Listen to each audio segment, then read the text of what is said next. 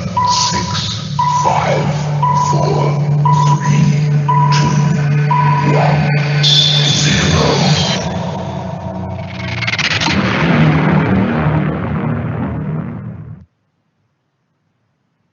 Welcome to the Global Classroom, the first in a series of events bringing together children from around the globe in a unique interactive broadcast with the leading figures from across the world.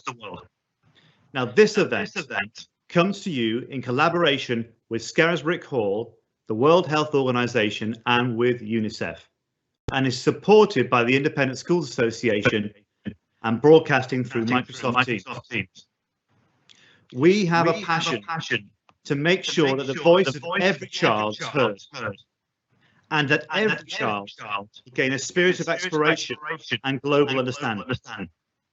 Throughout these sessions, we'll be looking at the aspects of a healthy mind, a healthy body, and actually having a global heart, where we take action to show compassion and understanding to all.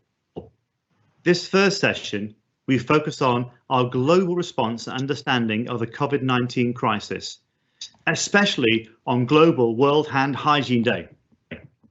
Today, we welcome our distinguished guests, who are Henrietta Fore, Executive Director of Unicef, Dr. Tedros, Director General of the World Health Organization, Samuel Eto'o, the FIFA Ambassador for the 2022 World Cup, and His Royal Highness Prince Khalid, the President of the Saudi Sports for All Federation. On this journey today, we're going to travel around the world, taking questions from the Global Classroom, and also linking up with the Smithsonian Institute in Washington, DC, and they're going to share with you some wonderful ideas about how to understand COVID-19 and what's happening now. Right, let's cross now to London, to a good friend of mine, Lord Michael Hastings of Scarisbrick, and he's going to introduce to you a great friend of his, who's Henrietta Fore from Unicef. Michael, can you hear me over in London somewhere? I can hear you loud and clear, and it's remarkable to see my glorious old school looking so shiny. Thank you very much, Jeff, and welcome to everybody who's on this conversation from around the world. And it's a really blessed honor for me to have a short conversation with my dear friend Henrietta Fore.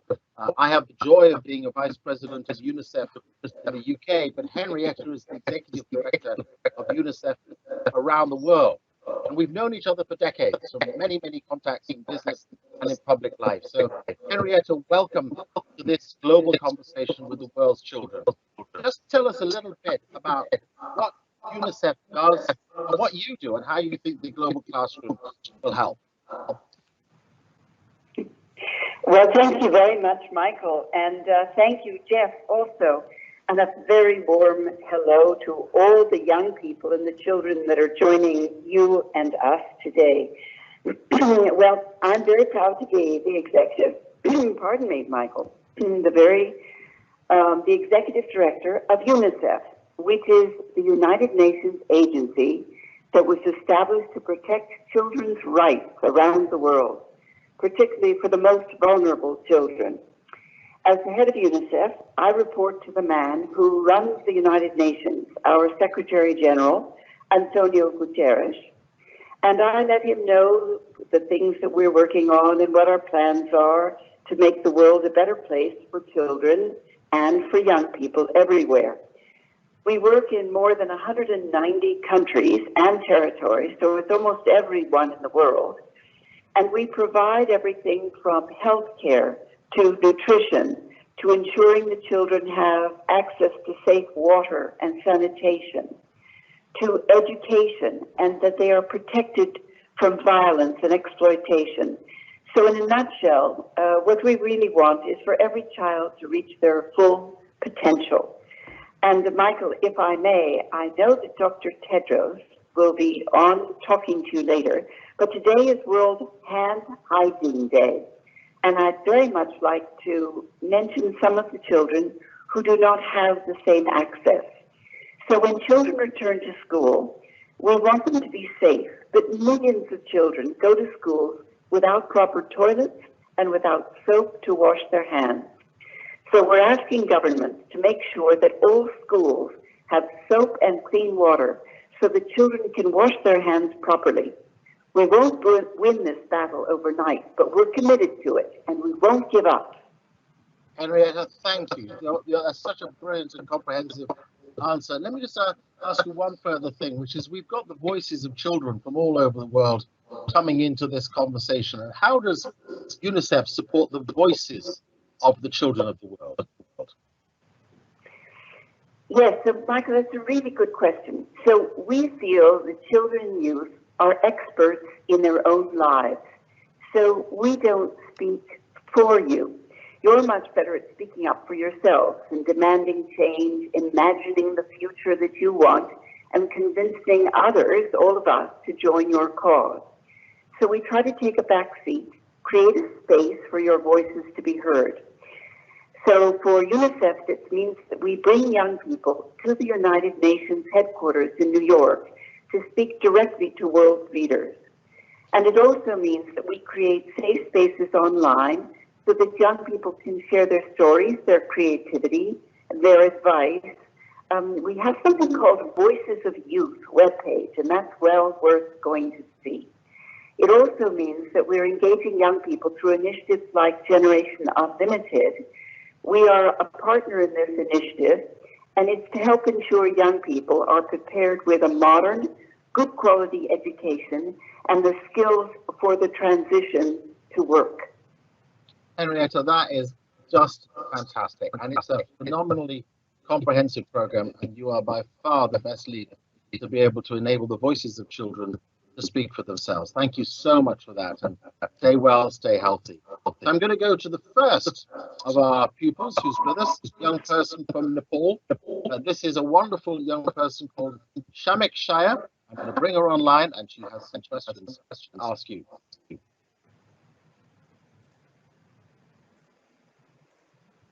Shamik Shaya.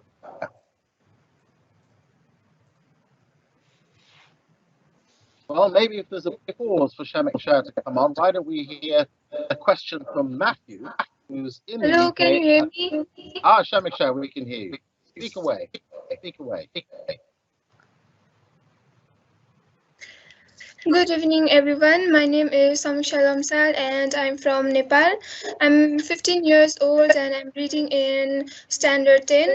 My question is for Henrietta H. Force, and the question goes like this. Staying between the four walls of our house for growing children like us is very challenging. So, how can we be psychologically fit during the lockdown? And what should the authority concerned figures do to make us away from mood swings or stress or anxiety after the lockdown?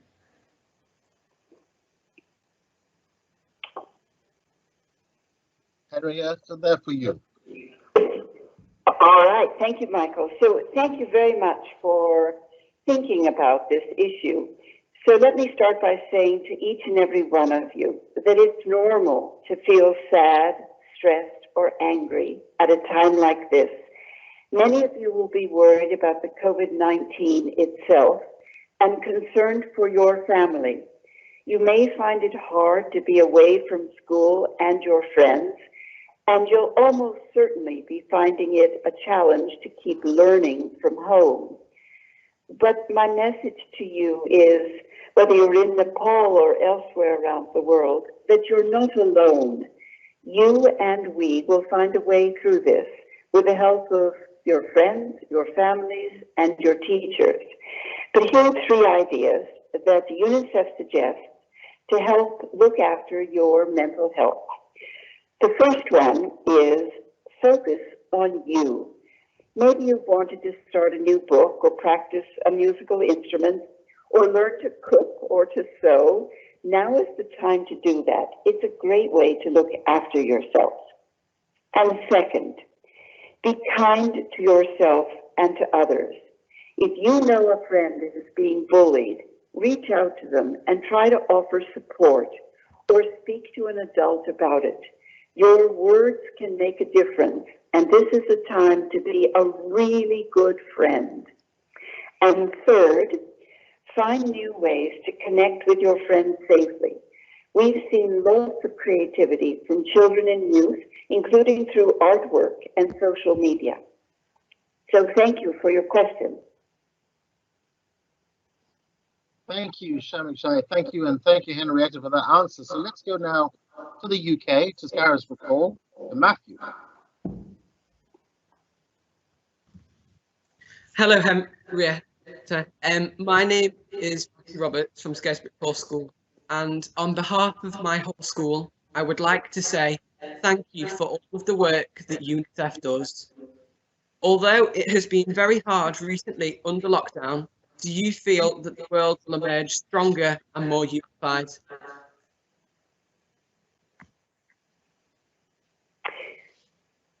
So thank you for that question.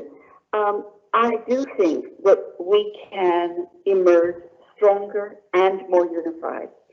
It's because this crisis has reminded us about all the things that we have in common. Things like enjoying being outdoors and spending time with our friends and wanting to keep each other safe. It's shown us a lot of heroes, big and small, young and old, and I'm sure that you've seen that with your school, with your class too. It's made us appreciate things like being able to learn, much more than we did before. So I do hope the world will emerge stronger and more unified, and that each one of you will have an important part to play in that too, because you are our future leaders, our thinkers, and people who will treat each other with kindness. One way to emerge stronger, one that we could work on together, would be imagining a global classroom. It would mean that we would have internet connectivity. So what if we tried connecting every school and every learner to the internet so they could learn as you are learning? And what if we did this in the next 3 years? And what if you all in the global classroom helped us? Well, that's a great ambition, Henrietta. Thank you for setting that out. And I'm sure that the Independent Schools Association and Scarisbrick will take up the baton to fight for that one. Thank you. Thank you very much, Henrietta, for your wisdom and your insights and your gentle spirit and your effective leadership. And thank you so much indeed to Matthew and Shamik Shai for their questions.